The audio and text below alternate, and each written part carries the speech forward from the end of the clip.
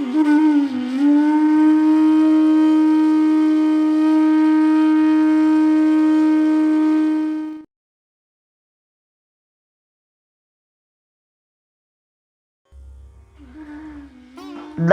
ભાવ હરિભક્તિ વિન દીનતા અને હરિ ઠાકોરજીની ભક્તિ વિના જ્ઞાન એવું શું કામનું. પેલા રમેશભાઈ પરીખે એમનું જ પુસ્તક મેં વાંચ્યું, મને બહુ યાદ નથી પણ લગભગ એમનું જ છે. એ કે મારા બાજુમાં જઈને દઈએ તો એકવાર ષોડશ ગ્રંથનું પુસ્તક હતું એટલે હું લઈને કાંઈક બેઠો તો વાંચ્યો, બતાવો તો બતાવ્યું. એ કે બેદી આપો, એટલે કે મારી પાસે તો ઘણા હતા, મારા જ લખેલા હોય એટલે હોય ને. મેં કીધું સારું બેદી ભાઈ. પછી કે મેં કીધું તમે અમારા વૈષ્ણવનો, એ કે નોલેજમાં હું ખોટું, હા લઈ જાઓ. હવે ત્રીજા દિવસે આવ્યા, પુસ્તક પાછું આપ્યું. એ કે જો રમેશભાઈ બધું ગડગડાટ મોઢે, આમાં હું સમજ્યા? એ કે સમજવાનું થોડું હોય, કડકડાટ મોઢે બોલી ગયો. આપણે બધા એ જ માયલા છે, જ્ઞાન બધું કડકડાટ મોઢે, ભાવ ખબર ન હોય. મેં વાત કરી હતી ને, આપણે ઓલા 41 પદમાં ગયા હતા. ક્યાં ગયા હતા એ? હા મણિનગર ઈશાનપુર. હવે 3 વેગાન બોલાવ્યા હતા, પણ મને ખબર 41 પદ 41 વાર કરે એટલે 6-7 તો વાગે. 6 વાગે ગયા ને તો એ હજી આમ સિંગદાણા એ સંગ્રહ ભરી કરી ઘોલો લપ્યો સંગ્રહ. અરે મારા વાલા 7 વાગે પૂરું થયું એટલે મેં તો હવે અમે નીકળીએ, પછી આમને ગાડીમાં રિફ્રેક્શન પડશે તો ચલાવવામાં તકલીફ પડશે. એ બેન આમ કહે 5 મિનિટ પૂરું થયું એટલે મેં પૂછ્યું કેટલા જણા? મને કહેલા બેન 41. મેં તો વાહ, 41 વૈષ્ણવ, 41 પદ, 41 વાર કર્યા. મેં તો તમને બધાને દંડવત પ્રણામ, ધન્યવાદ. મારે મેં કીધું એક વસ્તુ કહો, ચિત્તમય શ્રી યમુનાજી નિસદી ન રાખો. મને ખાલી આ એક પદનો ભાવ કોઈ કયો, એનું ખાલી આમ સમજાવી દો 2 જ મિનિટ. હરામ બરોબર અહીંયા બેઠી છું, કોઈને ભાવ નહીં ખબર. તો મેં મારવાલા 1 વાર વાંચ્યું. એ કે આ બેને બાધા લીધી હતી કે છોકરાને થઈ જાય એટલે 41 વાર 41 પદ 41 વૈષ્ણવ. અલા મારા વાલા, આ જ્ઞાન તમારું શું કામનું? ઓલા પોપટને શીખવાડીએ, બિલાડી આવે તો ઉડી જવાનું, રોજ બોલે બિલાડી આવે તો ઉડી જવાનું. એક દી બિલાડી આવી એટલે કે બિલાડી આવે તો ઉડી જવાનું, ખાઈ ગઈ. એ ભાઈ તને એમ કીધું તું બિલાડી આવે તો ઉડી જવાનું, બોલવાનું નહોતું કીધું. આપણે બધા બોલીએ જ છીએ, યમરાજા આવે ને ઉડાડી દે જ ખબર પડતી નથી. આ પ્રમાણે સારી રીતે સમજી વિધિપૂર્વક પ્રસાદી પદાર્થોથી પોતાનું ભોજન આદિ કરી હંમેશા પ્રભુમાં આદરયુક્ત રહી બરોબર ધ્યાનપૂર્વક શ્રીમદ આચાર્ય શ્રી વલ્ભાચાર્યજીનો આશ્રય કરીને સ્થિતિ કરવી. બધાનું એક જ, સારી રીતે સમજી ઓલા 41 પદ 41 વાર પોપટ બોલે બોલી ગયા, બિલાડી આવે તો ઉડી જવાનું. એ રસ આપણા બધાને. હું બાકાત નથી, હું એ જ છું. પ્રસાદી પદાર્થોથી ભોજન આદિ કરવું. આપણા ઘરે મહેમાન આવ્યા એ જૈન છે તોય શું કે આ લાલાજી આરોગ્ય તો આમ ભાભી. બાકી લગ્ન થયા ત્યારે મને કાંઈ આવડતું નહોતું, બધાય કહેતા. હવે બધાય ઈલાબેનની રસોઈના વખાણ નથી કરતા મારા વાલા. ઠાકોરજી આરોગ્ય છે ને એનો આ પ્રતાપ છે. તો એના દ્વારા ભોજન આદિ આપણે લેવાનું અને હંમેશા ઠાકોરજીનો જ વિચાર, ઠાકોરજીની જ લીલા, ઠાકોરજીની જ ચિંતા, ઠાકોરજીના જ તત્સુખનો વિચાર કરી અને બરાબર ધ્યાનપૂર્વક મહાપ્રભુજીનો સમજપૂર્વક આશ્રય કરવો. શ્રી મહાપ્રભુજીએ સુબોધ્યા નારદજી જે ઉપદેશ આપે છે વ્યાસજીને, એનું અનુસંધાન ચાલુ છે. શ્રી મહાપ્રભુજીએ સુબોધિનીજીમાં બ્રહ્મસુખ અને આત્મસુખ માટે ઉપરતીતનું સુખદ પદ વાપર્યું છે અને ઉપરતીજન અલૌકિક પદની આગળ પ્રશ્નાર્થ મૂક્યો છે.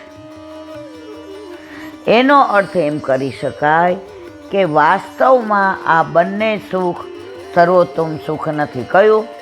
બ્રહ્મ સુખ અને આત્મસુખ. ભક્તિ માર્ગથી મળતો આનંદ તો તેનાથી ઉપર છે.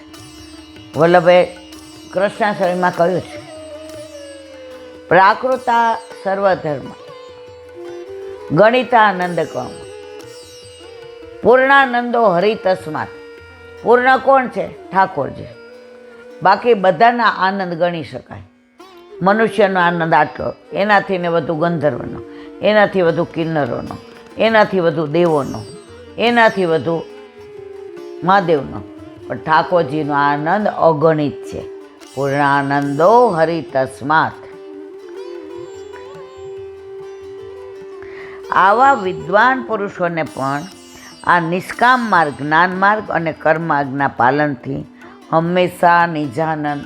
જો જ્ઞાન એ સૂકું, કર્મ અઘરું. પેલા તપ કરતા ને તો રાફડા થઈ જતા, અને પેલા એટલું ભણતા કાશીમાં કે આવે પછી સંન્યાસી થઈ જાય. વલ્લભને ખબર હતી કળિયુગમાં આ બધા જીવને સીધો ને સરળ. હવે આપણા ઘર ઠાકોરજી બિરાજે, આપણે એક્સ્ટ્રા શું કાંઈ કરીએ છીએ? સવારે દૂધ ઠાકોરજીને ધરવાનું, રસોઈ બનાવીએ એમાંથી થાળ ધરવાનો, દિવાળીમાં આપણા કપડાં આવે ઠાકોરજીને વસ્ત્ર લાવીએ. આમાં ક્યાં નડ્યા મારા વાલા? અને પાછી જવાબદારી બધી એમની હો, આપણી કાંઈ નહીં.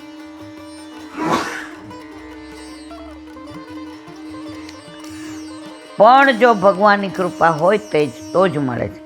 એ જણાવ્યા મૂળ શ્લોકમાં વિભો પદ મૂક્યો છે. વિભો એટલે સમર્થ ભગવાનનું સામર્થ્ય એટલું છે કે એમની કૃપા હોય તો આનંદ જરૂર મળે એવો ભાવ છે. આપણા ઘરે ઠાકોરજી બિરાજે. હવે નંદ ઉત્સવ કરીએ આપણે, બરાબર? હવે તમે મંદિરોમાં જાઓ, તમને કેટલી વાર ઊભા રહેવા દે, કેટલી વાર દર્શન કરવા દે, પલને ઝુલાવા દે, ઠાકોરજીને પલનામ પધરાવા દે, ચારીજી ભરવા દે. આપણા ઘરે આપણા માથે બિરાજતા આપણા ઠાકોરજી આપણા જ સુખનો વિચાર કરે. ભલે આપણે કહીએ છીએ કે પ્રભુના સુખનો વિચાર, આપણે કાંઈ નથી કરતા. જે કરે છે એ પ્રભુ આપણા સુખનો વિચાર કરે છે. સમર્થ ભગવાનનું સામર્થ્ય એટલું છે કે એમની કૃપા હોય તો આનંદ જરૂર મળે એવો ભાવ છે. આ આનંદ બધાને પ્રાપ્ત નથી. જે વૈરાગ્ય ધારણ કરતા નથી, જેમને દેહના વિષયોમાં જ આનંદ મળે છે અને તેમાં જ પ્રવર્તમાનસ્ય રમમાંડ કરે છે, તેમને આ સુખ પ્રાપ્ત થતું નથી. શ્લોકના પૂર્વાર્ધમાં આવેલું સુખમ પદને અહીં ફરીથી લેવાનું છે અને આ સુખ મળતું નથી એમ કહેવા માટેનું ન પદ શ્લોકમાં અધ્યાહાર છે. અને બીજો અર્થ નિવૃત્ત પદની સાથે પ્રવર્તમાનસ્ય પદ લઈને કરી શકાય. એટલે કે આજકાલના જનોને વૈરાગ્ય પ્રાપ્ત કરાવવાના સંગ કરવાથી, વિષયાદિકમાં રમમાણ લોકોનો સંગ કરવાથી આત્મશુક્તિ પ્રાપ્તિ થાય છે. પરંતુ આવા લોકો કેટલા? એટલે કે આ નિષ્કામ માર્ગોથી મોટા ભાગના દેહ વિશ્વમાં રમમાણ લોકોના ઉદ્ધાર થતો નથી, તેઓ કૃતાર્થ નથી. અથવા ત્રીજો અર્થ પ્રવર્તમાનસ્ય ભવાન, એટલે કે આવા દેહ વિષયોમાં સડતા લોકોને આપ સંબંધી છો, આપ તેના ઉદ્ધારક છો, માટે આપ તેમના ઉદ્ધાર માટે પ્રયત્ન કરો તે યથાર્થ. કોણ કહે છે? નારદજી. કોને કહે છે? વ્યાસજીને. કે આવા બધા લોકો છે, એના ઉદ્ધાર માટે તમારે જ કરવું પડશે. પ્રભુએ તમને જ જવાબદારી સોંપી છે. તેમના ઉદ્ધાર માટે ભક્તિ માર્ગની ચેષ્ટિતમ સ્થાપના કરો અને ભગવાનના ગુણ ગાતા ભાગવત શાસ્ત્રની, આ બધાનું એક વાક્ય એમ કહી દીધું, ભગવાનના ગુણ ગાતા ભાગવત શાસ્ત્રની રચના કરો. છેલ્લું ભાગવત લખ્યું વ્યાસીએ, પછી કોઈ ગ્રંથ પુરાણ મહાપુરાણ લખ્યું નથી. પછી એને હાસ્ય. આજે કોઈ 12માં 10માં હોય ને, છેલ્લું પેપર જાય ને એટલે એને એમ થાય હાસ. એમ વ્યાસજીને આ છેલ્લો ગ્રંથ અને હાસ થયું.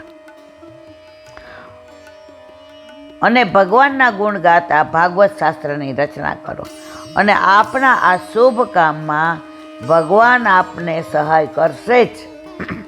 તે બીજા વિભો પરથી કહ્યું છે, ભગવાન તો સર્વનો ઉદ્ધાર કરવામાં સમર્થ.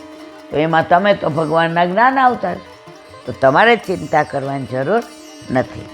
આ પ્રમાણે 4 શ્લોકથી વિવિધ દિલો કરી સાર એ કહ્યો કે સામાન્ય જનોના ઉદ્ધાર માટે આપ નિષ્કામ માર્ગથી ભિન્ન એવા ભક્તિ માર્ગનું નિરૂપણ કરતા ભાગવત શાસ્ત્રની રચના કરો. આ બધાનો ઉપદેશનું છેલ્લું વાક્ય. સામાન્ય લોકો જેને સમજી શકે, જેને પાડી શકે અને જીવનમાં ઉતારી શકે એવા ભાગવત શાસ્ત્રની રચના કરો. કોણે કીધું? નારદજીએ. કોને કીધું? વ્યાસજીને. હવે 2 શ્લોકથી ભગવાનના ચરિત્રનું વર્ણન કરે છે કે જેના ગુણગાન ભાગવત શાસ્ત્રમાં ગાવામાં આવશે. બોલો વલ્લભ. જો કરતુમ ઓર કરતુમ અન્યથા કરતુમ. સગુને સરસ ઇંગ્લિશમાં તૈયાર કર્યું કે આ યમુનાજીનું આની અંદર સ્પીચ આપી દઈશ કે આવી રીતે લખવાનું. આકાશ પણ ચાલ્યું આપણું. મહેમાન આવ્યા, આજે પાછા અહીંયા ગયા.